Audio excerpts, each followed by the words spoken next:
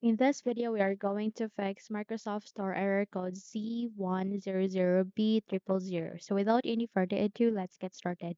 The first solution that you need to do is you need to disable the firewall or the antivirus software in your Windows.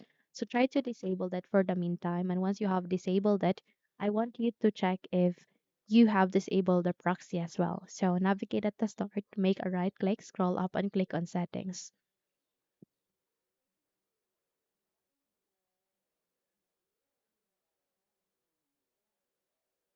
Now at day settings, I want you to proceed to the left pane, find for an option called network and internet, click on it, and then please scroll down here on the list, find for proxy, click in here, and set it into automatically detect settings, turn it on. And if you have any proxy setup here, please remove that one and set this manual proxy setup into off.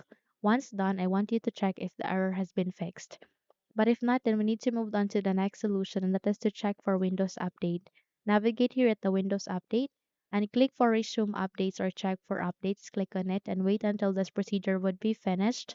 And once you have done it, it will surely fix and make improvements in your computer. So update your computer to the latest version and check if the error has been fixed. Another solution that you can do is that you need to run the troubleshooter. So type here Windows Space Store. Then you can find and fix problems with Windows Store apps. Click on it. And then please click on next so that you can detect problems and you can fix that for you. Okay. Now that said, if you found this video helpful, kindly like and subscribe. You may also click or turn on the notification bell so that you will be notified for more upcoming tutorials. Thank you and have a good day.